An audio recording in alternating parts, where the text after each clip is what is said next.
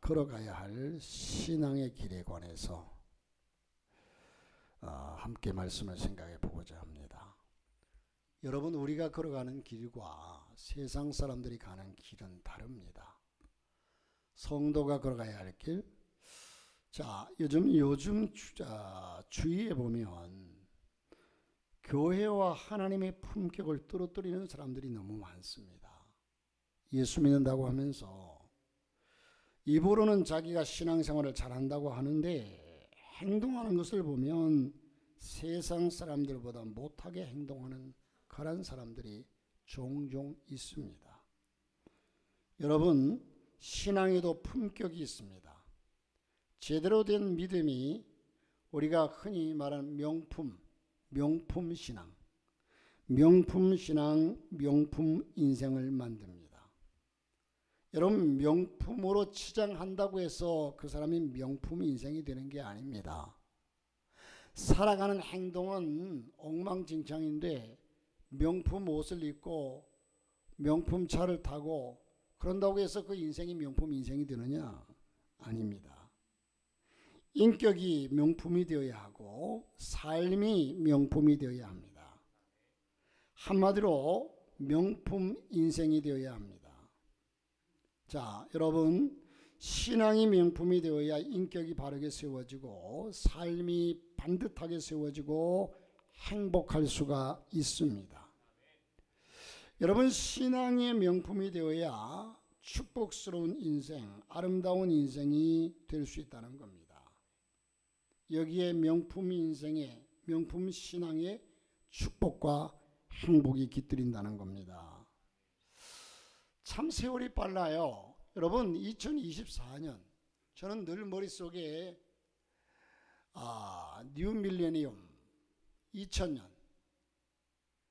2000년대가 언제 오나 했는데 2000년대가 왔을 때 그렇게 사람들이 떠들어대던 때가 뉴 밀레니엄. 자, 그런데 벌써 24년이 흘렀어요. 2024년. 그것도 얼마 전에 이젠 새해라고 송구영신 예배를 드린 것 같은데 벌써 9개월을 보내는 마지막 주일, 앞으로 2024년도 3개월밖에 남지 않았어요. 이 마지막 주를 맞으면서 지금까지 함께 하신 하나님께 감사하면서도 남은 3개월 동안 또한 저와 여러분의 남은 인생길, 이젠 하나님의 은혜와 평강이 넘치시기를 주의 이름으로 축복합니다. 우리의 삶이라는 것은 쉼 없는 나그네 길입니다. 오늘 또 걷는다마는 정처 없는 이발길. 여러분, 저와 여러분이 살아가는 마지막 주님 앞에 갈 때까지 쉼이 없는 나그네 길이고 종착역을 향해 달려가는 기차와도 같습니다. 오늘 아침 저와 여러분과 더불어 지나온 날들을 생각해 보면서 남은 3개월과 우리의 남은 인생, 이 귀한 세월을 어떻게 값지게 보낼 것인가에 대해서 함께 생각해 보고자 합니다. 여러분, 세상에는 모든 것이 길이 있습니다. 길이 아니면 가지를 말라. 길이 아니면 가지를 말라 하는 것처럼 공중에 날아다니는 비행기를 보면 그 비행기가 아주 높은 창공에서 날아가니까 아무데나 그냥 가는 것 같지만, 여러분, 비행기도 그냥 허공을 헤치고 가는 것 같으나 길이 있고, 바다의 배도 그 망망대하를 가는 것 같지만 아무데나 가는 것 같으나 길이 있어서 그 길로 항해하고, 자동차 역시 길을 따라다녀야 안전하고 또 앞으로 진행할 수 있는 겁니다. 여러분, 저 숲속에 사는 산짐승들도 그냥 아무 곳이나 헤치고 돌아다니는 것 같지만 저들에게도 나름대로 길이 있어요. 마찬가지로 우리 성도들은 세상 사람들하고 같지 아니하고 우리가 가야 할 길이 분명히 성경은 제시하고 있습니다. 저와 여러분이 예수 믿는다고 하는 얘기는 나도 예수 믿는 사람들의 그 길을 가겠다고 작정한 사람들입니다. 여러분, 한마디로 우리가 가야 할 길은 마태복음 7장 13절에 좁은 문으로 들어가라. 멸망으로 인도하는 문은 크고 그 길이 넓어 그리로 들어가는 자가 많고 라고 말씀을 합니다. 여러분, 또 이젠 우리가 가야 할 길은 십자가의 길이라고 말씀을 하는데, 사람은 무엇이든 자기가 마땅히 가야 할 길을 따라서 갈 때 안전하고 또 목적지에 안전하게 도착할 수가 있는 것입니다. 그러면 우리는 어떤 길을 어떻게 가야 할까요? 본론으로 들어가서 첫 번째, 좌로나 우로나 치우치지 말고 주님만 바라보고 신앙의 길을 걸어가라. 오늘 말씀에 좌로나 우로나 치우치지 말라. 치우치지 말라. 자, 이 말씀은요, 주님이 계신 길로 주님과 함께 가면서 딴 곳에 치우치지 말라는 겁니다. 모세가 120세의 세상을 떠나자 하나님은 후계자 여호수아를 불러서 이젠 오늘 말씀에서 말씀하는데, 너는 이 모든 백성으로 더불어 일어나 이 요단을 건너 내가 그들 곧 이스라엘 자손에게 주리란 땅으로 가라. 그렇게 명령을 해요. 이 사명을 수행하는데 지켜야 할 지침인 뭐냐? 오직 너는 마음을 강하게 하고 굳게 담대하여 내가 네게 명한 율법을 다 지켜 행하고 좌로나 우로나 치우치지 말라. 여러분, 계속해서 여호수아에게 주어지는 말씀이 좌로나 우로나 치우치지 말라는 거예요. 지난 금요일 저녁에 기독교가 대한민국에 미친 영향에 대해서 그 중에 한 소절이 나오는 거 있잖아요.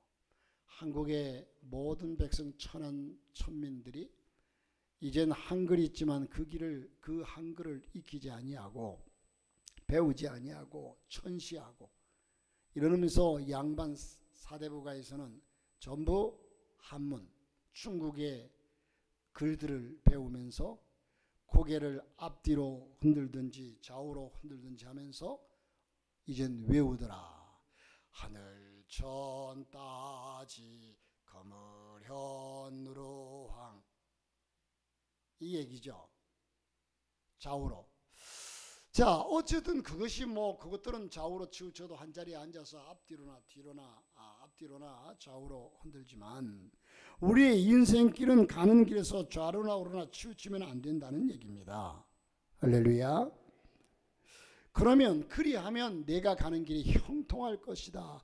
무슨 일을 만나든지 만사 형통하리라.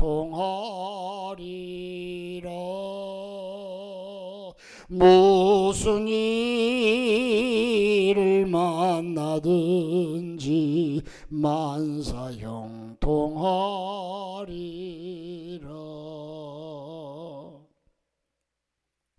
여러분, 신앙인은 담력과 고집이 필요합니다. 마음이 가벼워 쉽게 동요하는 신앙인은 성공하기도 어렵고 하나님의 복을 받기도 어렵습니다. 모세를 시기해서 곁길로 갔던 아론과 미리암과 고라당은 다 실패하였고, 황금의 눈이 어두워 곁길로 갔던 발람 선지자는 비운이 죽었습니다. 믿음의 담력이 없이 애굽으로 돌아가자고 했던 열정 땅꾼은 가나안 땅에 들어가지 못한 채 광야에서 죽고 말았습니다. 여러분, 저와 여러분은 굳건한 신앙의 심지가 있어야 합니다. 하나님을 바라보고 나가는 믿음의 강력하고 담대함이 있어야 합니다. 그러므로 십자가에 달려 죽으시고 부활 승천하신 예수 그리스도만 바라보고 우리는 신앙의 다름질을 해야 될 줄로 믿습니다. 여러분, 히브리서 12장 2절에 믿음의 주여 또 온전케 하시는 예수를 바라보자.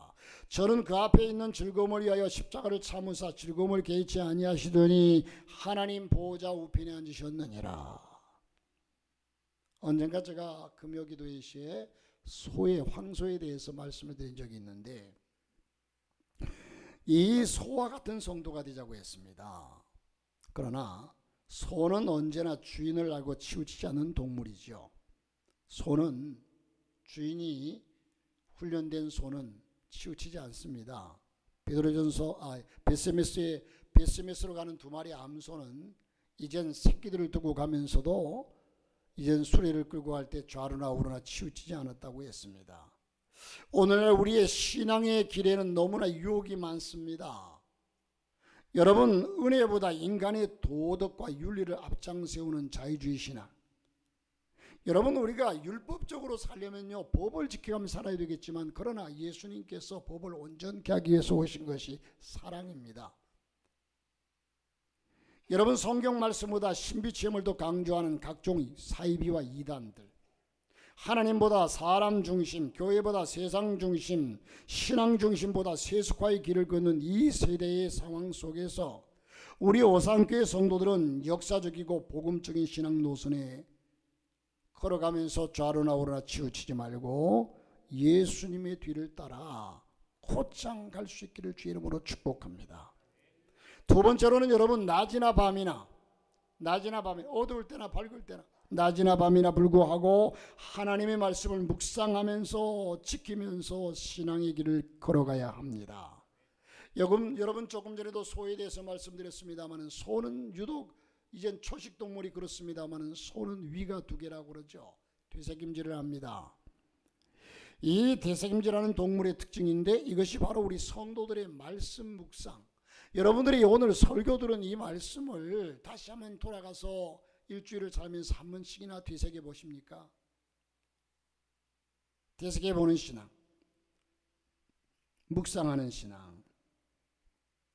이 율법책을 떠나지 말게 하며 취하로 그것을 묵상하고, 사실 우리가 하나님의 말씀은 66권인데 계속 말씀을 만들어내면서 여러분에게 전하는 것이 아니라 하나님의 말씀을 이젠 이렇게 저렇게 요리하고 또한 우리가 잘 소화시킬 수 있도록 해서 그 말씀을 계속해서 전하여지고 여러분은 그 말씀을 계속해서 듣게 되는 겁니다.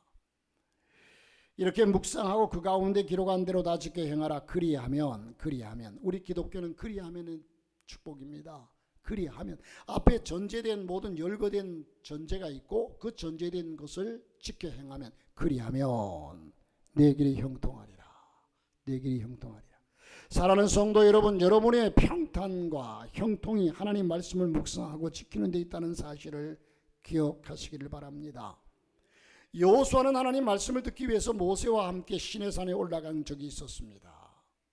출애굽기 24장 13절에 보면 하나님을 뵙는 회막을 밤낮 떠나지 않고 하나님의 음성을 듣고 묵상하기를 적극 힘썼다고 출애굽기 33장 11절에 말씀하고 있습니다. 여러분, 시편 1편 1절부터 3절 말씀에 보면 복 있는 사람은 오직 여호와의 율법을 지키며 그 율법을 주야로 묵상하는 자로다. 저는 시냇가에 심은 나무가 씨를 쫓아 과실을 맺으며 그 잎사귀가 바르지 아니한 같으니 그 행사가 다 형통하리로다. 형통 계속해서 형통하는데 하나님 말씀을 떠나지 아니하고 좌로나 우로나 치우치 않은 신앙, 그 삶에는 형통한 역사가 있다는 겁니다.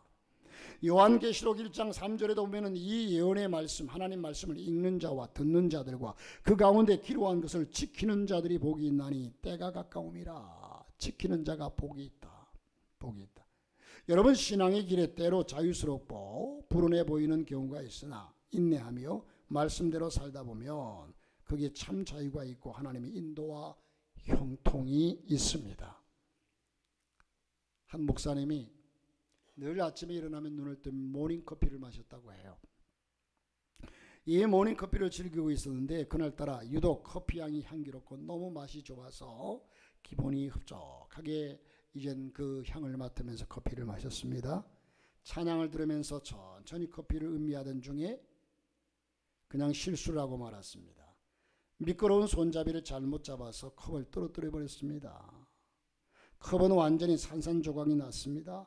그 순간 바닥에 떨어진 머그잔에 새겨진 글씨가 목사님의 눈에 들어왔습니다. 그 글씨의 내용이 뭐냐? 믿음, 바라는 것들의 실상, 보지 못하는 것들의 증거. 이 머그잔은 교회에서 행사를 하고 기념으로 나눠준 머그잔이었습니다. 단순히 컵에 새겨진 글씨였지만 목사님은 마치 자기의 믿음이 산산조각 난 것처럼 느껴졌습니다. 그때 하나님이 한 감동을 그에게 주셨는데, 믿음만은 머그잔처럼 쉽게 놓치지 않기를 바란다. 내가 가진 믿음만큼은 어떤 일이 있어도 그 머그잔처럼 쉽게 떨어뜨리지 않고 놓치지 말기를 바란다. 여러분, 저와 여러분이 쉽게 생각하지 마십시오. 우리의 신앙생활 끝까지 붙잡아야 합니다. 어떤 일이 있어도 우리의 신앙만큼은 붙잡아야 합니다. 목사님은 하나님을 향한 마음을 꼭 붙들고 살아가기 위해서 더욱더 노력을 해야 되겠구나 라는 생각을 했다고 그래요. 이 내용이 하나님이 말씀하실 때라는 저자 척 피어스 목사님의 일화입니다. 우리가 살아가는 동안에는 신앙생활을 포기하고 싶을 때가, 어려운 때가 찾아옵니다. 때로는 시험 들 때가 와요. 여러분, 사람이 마음먹은 대로 계속 끝까지 전진하는 법이 없어요. 내가 좋아서 선택한 일도 실증 날 때가 있고요. 신앙생활도 아이고 그냥 교회 안 갔으면 좋겠다 할 때도 오고요. 때로는 교회를 옮기고 싶다 하는 마음도 올 때도 있고요. 이런 여러 가지 마음이 우리 마음속에, 우리의 삶 속에 올 때, 그러나 그것들을 이기고 끝까지 나가는 그 믿음 위에 아름다운 결과가 있고 승리가 있을 줄로 믿습니다. 자, 그러므로 담대히 무리를 걸었던 베드로와 같은 그런 사람. 세 번째로는 여러분, 괴로우나 즐거우나 개념치 말고 주님이 맡겨주신 사명의 십자가를 지고 신앙의 길을 걸어가시길 바랍니다. 사명은 책임감을 초월하는 것이 사명입니다. 교회에서 맡겨진 모든 일들, 여호수아는 젊어서부터 일생 감당기 어려운 사명을 짊어지고 살았습니다. 젊은 시절 아말렉 군대가 침공해 왔을 때 여호수아는 이스라엘 군의 총사령관이 되어서 막중한 책임감을 느끼면서 생사를 걸고 싸웠습니다. 출애굽기 17장에 기록되어 있죠. 그 후에 가데스바네아에서 12정탐꾼이 하나로 선발되어서 생명을 무릅쓰고 죽음을 무릅쓰고 국경을 넘어서 가나안 땅에 들어가서 정탐을 합니다. 적극적인 신앙으로 총회 앞에 긍정적인 보고를 했습니다. 그러므로 하나님께서는 성령을 그에게 부어주시고 모세를 이어서 백성의 인도자, 가나안 입성과 그리고 정복, 그리고 땅 분배의 사명을 맡기셔서 이 여호수아는 그 사명을 잘 감당했습니다. 민수기 27장에 보면 그 내용이 그대로 우리에게 전해지고 있습니다. 여러분, 하나님 앞에서 맡겨진 사명 쉽게 생각하지 마세요. 여러분, 직장생활, 그래서 제가 가끔씩 여러분에게 드리는 말씀이, 직장 갈만하면 교회 와라. 조금 아프고 피곤하면 아유 힘들어서, 그래서 혹시 못 나와 전화하면 목사님 몸이 아파서요. 그 사람 그 다음날 보면 직장 갔어요. 여러분, 사실 아파서 교회 못 올 수 있죠. 제가 드리는 말씀은 사람이 어떻게 완벽할 수 있습니까? 그러나 우리가 하나님을 믿는 믿음을 사명으로 알고서 하나님을 섬기고 우리에게 맡겨진 것을 사명으로 알고 그 일을 감당하자는 겁니다. 그러나 여호수아에게도 수많은 시험들이 있었습니다. 우리가 신앙생활하는데 왜 시험이 없습니까? 십자가의 길이라고 했는데 이런 일 저런 일 많은 시험과 고난과 역경이 찾아옵니다. 여호수아에게도 그랬습니다. 밖의 원수들은 물론 그렇거니와 시기하고 도전해 오는 내부의 이스라엘 백성들, 또 물질의 눈이 어두워 바친 물건을 도둑질한 아간 일가족을 하나님의 명령대로 아굴골짜기에서 돌로 쳐 죽여만 했던 괴로운 그런 사건들, 아이성 전투에서 패배로 인한 큰 상심, 상처 등 괴로운 일들이 너무나 많았습니다.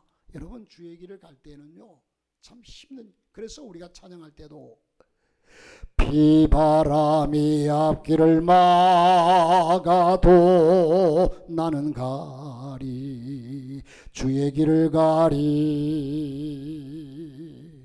거친 파도 앞길을 막아도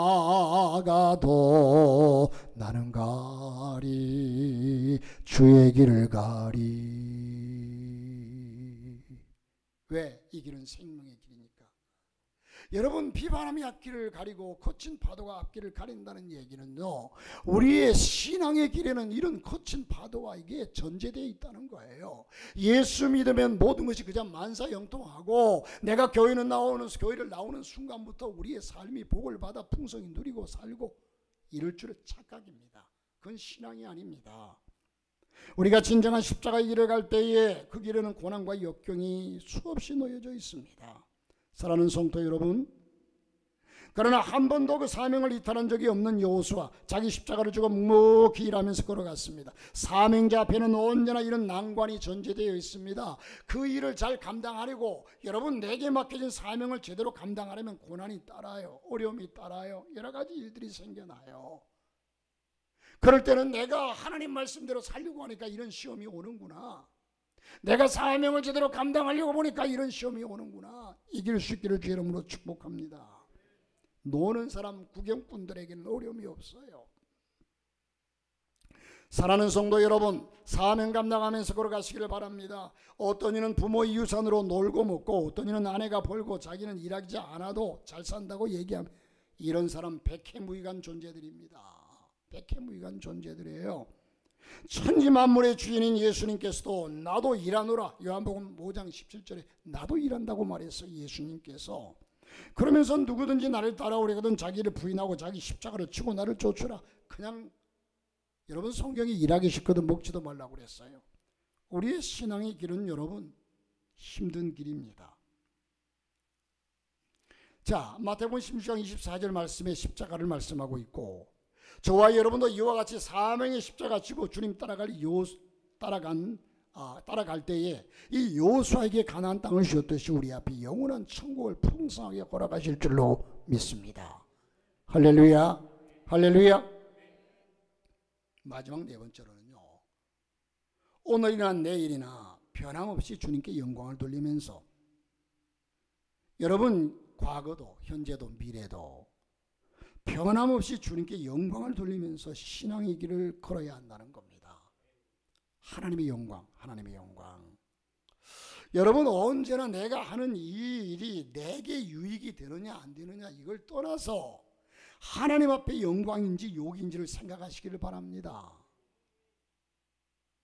여러분, 교회 차를 끌고서 나가다 보면 어제 제가 우리 장로님 늘 운전하는 교회 차에 이젠 그 오산 성결교회 간판이 붙었잖아요, 양쪽에. 그래서 딴 때보다도 그걸 어제 잠깐 시내 볼 일에서 끌고 나가는데 아주 마음에 부담되더라고요. 여러분, 그 차를 끌면서 아무데나 끼어들고 그냥 그러면 운전자들이 얼마나 예민합니까?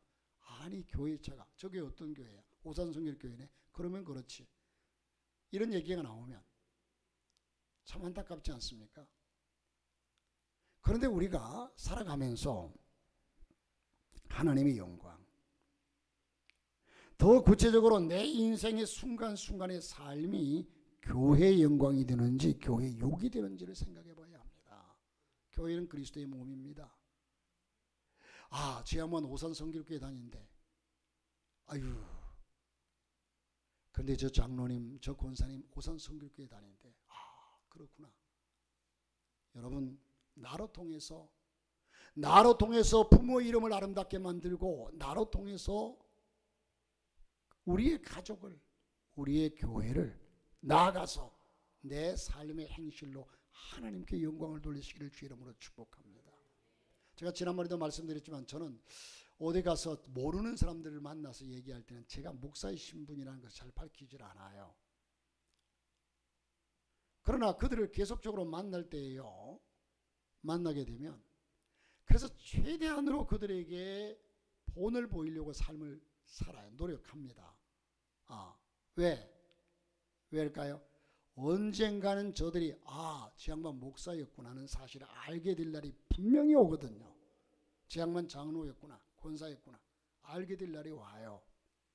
알게 될 날이 오면 그때에 저들이 뭐라고 평가하겠어요? 그러면 그렇지, 목사님이었구나.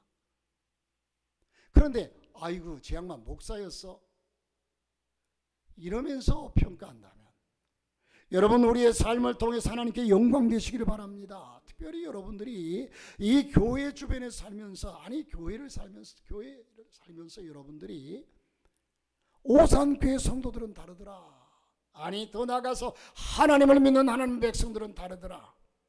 할렐루야. 내 유익을 손해보더라도 여호수아는 일생 경배생활이나 순종생활이나 사명수행에 일편단심 변함이 없었습니다. 하나님과 백성들 앞에서 흠잡힐 죄를 범하지 않았습니다.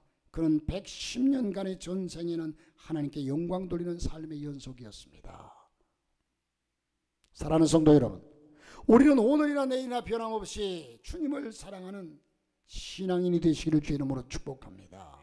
에베소서 6장 24절 말씀에 이렇게 말씀을 합니다. 우리 주 예수 그리스도를 변함없이 사랑하는 모든 자에게 은혜가 있으리로다. 어제나 오늘나 예수 그리스도를 변함없이 사랑하는 자. 예수님은 변치 않습니다. 변찮는 주님의 사랑과 우리도 주님을 향한 믿음과 사랑이 변함이 없어야 합니다. 바울의 신앙생활의 원리가 뭡니까? 빌립보서 1장 20절에 보면 살든지 죽든지 내 몸에서 그리스도가 존귀히 되기를 원하노라. 존귀하게 되는 것. 고린도전서 10장 31절에는 또 거하든지 떠나든지 주님을 기쁘시게 하기를 힘쓰는 것. 고린도후서 5장 9절에. 그리고 고린도전서 10장 31절에는 먹든지 마시든지 무엇을 하든지 하나님의 영광을 위해서 하라. 우리의 삶의 목표가 그겁니다.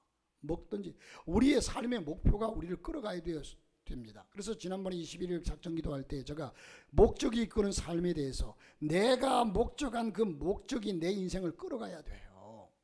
여러분 성가대라는 여러분들이 성가대를 함으로 때로는 아유 하고 싶지 않다 하면서도 그래도 성가대가 맡겨졌으니까 와요. 성가대가 여러분을 붙잡아 줘요. 그러고 나면 또 신앙이 회복돼요. 자, 사랑하는 성도 여러분, 이제 단 하루라도 하나님께 욕을 돌리는 일이 없기를 주의 이름으로 축원합니다. 오직 하루하루의 내 삶이 하나님께 영광 돌리며 살다가 저 천국문에 이르도록 하시기를 바랍니다. 여러분을 통해서 우리 교회의 이름이 더욱더 아름다워져야 합니다. 그래야 전도의 문이 열리고 하나님이 영광을 받으신다는 겁니다. 여러분 교회를 유익하는 성도가 될지언정 포도원을 허는 여우가 되지 마시기를 바랍니다. 고린도전서 4장 16절에 여러분은 나를 본받는 사람이 되십시오. 사도 바울이 그렇게 얘기를 해요. 세상에 여러분 나를 본받으라고 말할 수 있는 사람은 어떤 사람일까? 여러분은 그렇게 자신 있게 얘기할 수 있겠어요? 나를 본받아라. 신앙생활 하려면 나만큼은 해야지. 나를 본받아. 얼마나 잘났으면 그렇게 말할 수 있겠습니까? 얼마나 당당했으면. 그런데 바울은 당당하게 나를 본받으라고 말합니다. 무슨 뜻일까요? 바울은 스스로 보기에도 너무 완벽해서 그리 당당하게 말한 것일까요? 아닙니다. 바울은 자신이 완전하지 않았다는 것을 누구보다도 잘 압니다. 그런데도 바울이 나를 본받으라고 말하는 것은 무슨 까닭일까? 바울도 변화되기 전에 예전에는 여러분 정말 그리스도인들에게 욕먹고 그리스도인들을 잡아 죽이고 했던 그런 전적이 있는 사람이에요. 우리 한국 사회에서는요 참 안타까운 것이 한 번 실수하면 그 사람 완전 매장돼 버려요. 그가 종교 얼마 전에 TV에 보니까 로버트 할린가요? 그 외국인 한국 와가지고 기와에서 그분이 보니까 몰몬교 선교사로 왔더라고요. 보니까. 그런데 한국에서 아주 인기를 얻고 참 잘 나갔어요. 한국인과 결혼해가지고. 그런데 그가 저는 몰랐지만 그 TV를 보니까 한때 마약을 했더라고요. 그러니까 그가 완전 매장돼 버렸어요. 그래서 날마다 눈물로 살더라고요. 그래서 철저하게 자기 자신을 날마다 채찍질 한대요. 그래 너는 욕 먹어도 싸. 앞으로 그래서 그렇게 살아서는 안 돼. 그런데도 안타까운 것은 사람들이 그것을 용납해 주지 않는다는 거예요. 그 실수를 변화되었으면 변화된 모습을 사람은 변화되어도 다시 그 죄를 지을 수도 있어요. 사람인 이상. 그러면 변화된 순간만큼은 인정해 주고 다시 따뜻거려 주고 해야 되는데 한 번 실수하면 완전히 매장시켜 버려요. 여러분 사람이 털면 먼지 안 날 사람이 어디 있겠냐고 얘기하잖아요. 그런데 사람은 누구나 다 여러분 큰 소리 치는 사람들 한번 털어볼까요? 털어보면 다 약점이 있고 문제가 있어요. 없을까요? 자 어쨌든 우리는 나를 본받아. 이 사도 바울이 자기 삶이 바울도 예전에 그리스도인들을 잡아 여러분 심지어는 그리스도인들이 다메섹에 숨어있다는 얘기를 듣고 그들을 죽이기 위해서 가다가 꼬꾸라져서 변화된 사람이 사울입니다. 바울입니다.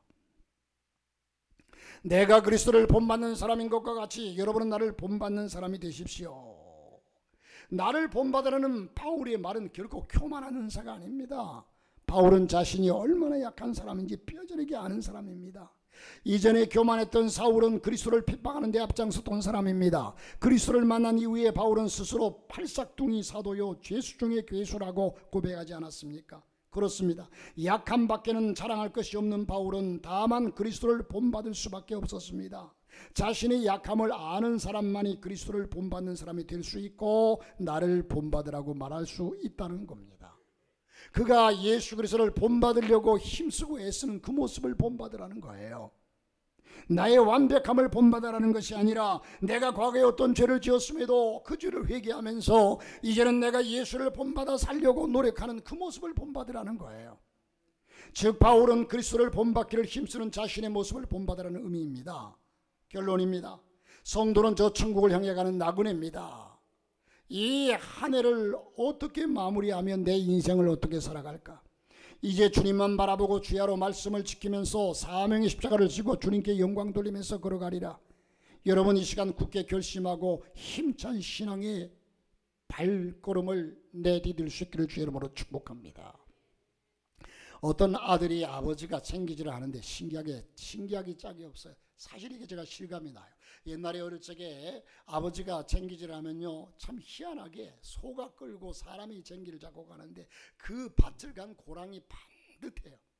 이리야 하고 가면 그 갔다가 오면 그 밭이 반듯하게 갈아요. 아, 저건 그냥 자동으로 그렇게 되나 보다.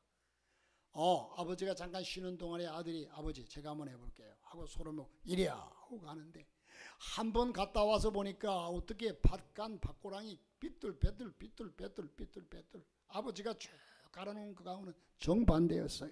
기가 막혔어요. 자, 그래서 아무리 잘해보려고 해도 안 되더라는 겁니다. 할 수 없이 소와 쟁기를 세워두고 아버지께 묻습니다. 아버지, 어떻게 아버지가 너무 쉬워 보이는데 아버지는 저렇게 잘 갈았는데 저는 이럴까요? 쟁기질을 할 때 무엇을 보고 쟁기질을 했느냐? 아버지가 물어요. 그랬더니 그거야 쟁기만 보고 또 고랑만 보고 쟁기질을 했다는 겁니다. 그러나 아버지는 그러니까 그렇지. 쟁기질을 할 때는 언제나 앞을 바라보고 먼 곳에 목표물을 세우고 그 목표를 보고 소만 따라가면 된다. 여러분 옛날에 제가 우리 시골집에 자전거가 하나 생겼는데 자전거를 좀 배워보려고 아주 힘써 뒤에서 자전거를 형님이 잡아주고 운전을 하려고 안 넘어지려고 자전거만 바라보고 바퀴를 바라보고 넘어지고 말아요. 그런데 가르쳐주는 형님이 앞을 봐라, 앞을 봐라. 저 멀리 보고 타라, 멀리 보고 가거라. 여러분 이게 비밀이었습니다. 저와 여러분의 삶이 현실에 집착해서 현실에 지금 여기에서 어떻게 될까 그거 바라보지 말고 내가 지금은 위험하고 삐뚤빼뚤 넘어지려고 휘청휘청해도 저 멀리 천국을 향해서 믿음의 주여 또 온전케 하시는 예수를 바라보고 나가면 그 모든 것이 이기게 되어 있다는 사실입니다. 할렐루야. 그렇습니다. 우리는 천국을 목표로 앞서가는 주님만 따로 뒤따르면 우리의 살아온 삶도 아름답게 빛날 것입니다. 여러분 신앙생활이라는 것이 뭡니까? 우리 입으로 고백하죠. 우리 입으로 말을 잘해요. 입으로 신앙을 고백합니다. 그 고백하는 우리의 입술의 고백을 번역해내는 것이 삶이에요. 삶으로 번역해내는 것, 이게 바로 인생 신앙생활입니다. 다시 말해서 내가 입으로 고백하는 것을 내 삶으로 살아내는 것, 이게 신앙생활이에요. 입으로 고백하는 정도 거기에서 그치면 그건 신앙이 아닙니다. 그것을 내 삶으로 살아내야 합니다.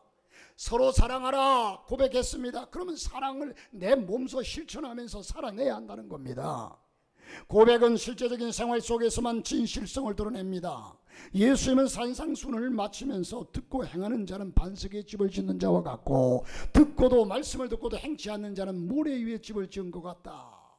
결과는 어떻습니까? 모래 위에 집을 지은 자는 홍수가 나면 금방 휩쓸려 가지만 반석 위에 집을 지은 자는 튼튼하게 버틸 수 있습니다. 결과가 말해줍니다. 그래서 그 열매로 그들을 안다고 했습니다. 열매 없는 나무는 잎만 무성합니다. 열매 없는 신앙인은 말만 무성해요. 말은 청산유수로 잘해요. 그러나 신앙의 생활이 본이 안 돼요. 독이 안 돼요. 사랑하는 성도 여러분, 이 말씀은 제가 여러분에게 강조하는 말씀보다도 하나님의 말씀이고 우리 신앙이 그렇게 가야 한다는 겁니다. 세상이 어떻게 되든 간에 우리 오산교회만큼은, 다른 사람은 어떻게 되든 간에 나 자신만큼은 하나님 말씀 묵묵히, 사람들이 나를 조롱하고 미워하고 나를 뭐 어떻다고 얘기해도 하나님 말씀 붙잡고, 예수님은 십자가에서 돌아가실 때 많은 사람들이 조롱합니다. 핍박합니다. 욕을 합니다. 침을 뱉습니다. 또한 예수님의 입술에 쓴 포도주를 갖다 대줍니다. 그럼에도 불구하고 예수님은 주여 저들이 하는 것을 모르고 그러니 저들을 용서해달라고 그렇게 기도하지 않습니까?